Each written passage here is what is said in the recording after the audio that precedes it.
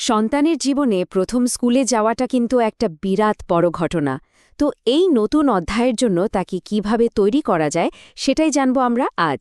আসুন এই পুরো যাত্রার প্রতিটি ধাপ আমরা একসঙ্গে দেখে নিই। প্রত্যেক মা বাবার মনেই কিন্তু এই প্রশ্নটা ঘোরে, তাই না?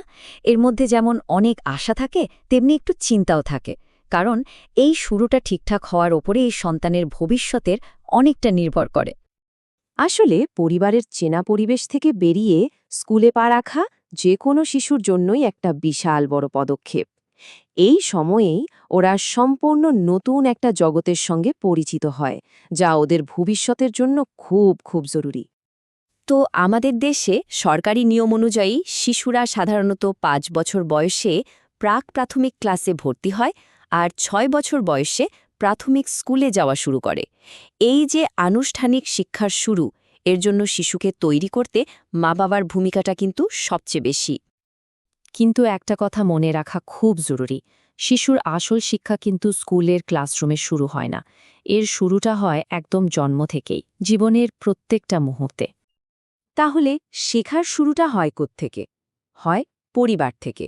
একটা শিশুর ভবিষ্যতের সব শিক্ষার ভিত্তিটা কিন্তু তার পরিবারেই তৈরি হয়। বাড়িটাই হলো ওর প্রথম স্কুল। এই কথাটা ১০০% সত্যি। জন্মের পর থেকেই তো মা বাবাই শিশুকে প্রথম শেখার সুযোগটা করে দেন।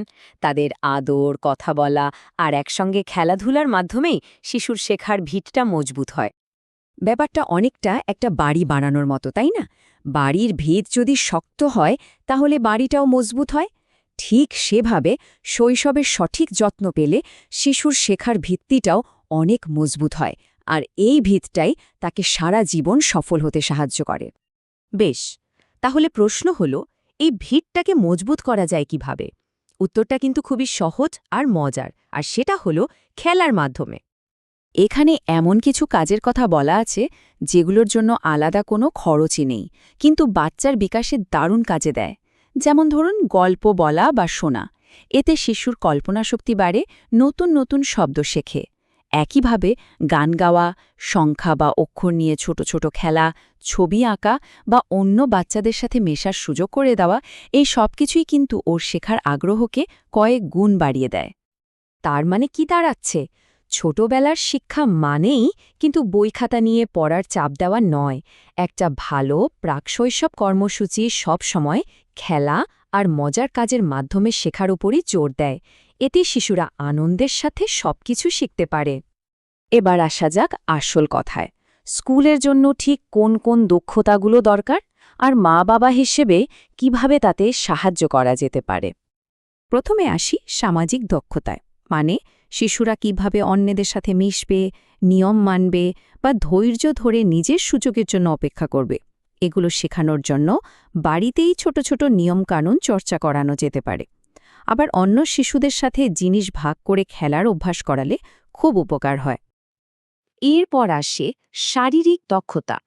দৌড়ঝাঁপের মতো বড় কাজগুলোর পাশাপাশি ছোট ছোট জিনিস ধরা বা পেন্সিল দিয়ে আঁকাআঁকির মতো সূক্ষ্ম কাজগুলো কিন্তু সমান জরুরি। এর জন্য শিশুদের সাথে মাঠে খেলাধুলা করা যেতে পারে। আবার ঘরে মাটি, আটা বা এমনকি কাপড় শুকানোর চিমটা দিয়েও ছোট জিনিস ধরার মতো খেলাগুলো দারুণ কাজে দেয়। আত্মনির্ভরশীলতা, এটাও একটা খুব বড় ব্যাপার। নিজের ছোটখাটো কাজ যেমন টয়লেট ব্যবহার করা, হাত ধোয়া বা নিজের জিনিস গুছিয়ে রাখা, এগুলো শিখিয়ে দিলে সে স্কুলে গিয়ে অনেক বেশি স্বাবলম্বী হতে পারবে। ওর আত্মবিশ্বাসও বাড়বে।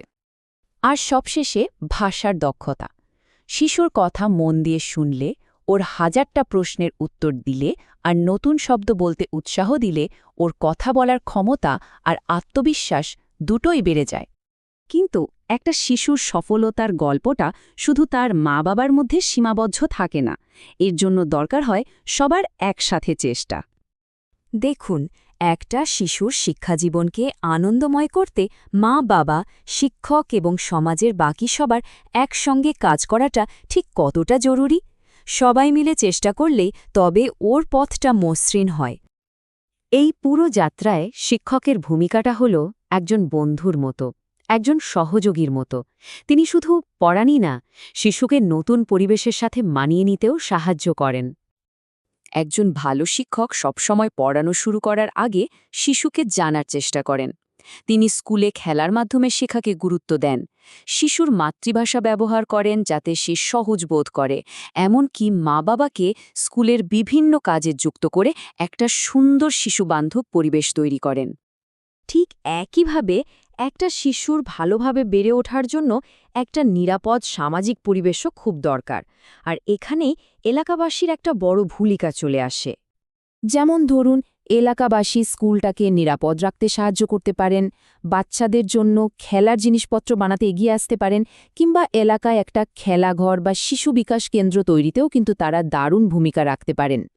সব আলোচনার শেষে একটাই প্রশ্ন থেকে যায়, সন্তানের সফল শিক্ষা জীবনের মজবুত ভিত্তিটা গড়ে তোলার জন্য আজ থেকেই কোন ছোট পদক্ষেপটি নেওয়া যেতে পারে?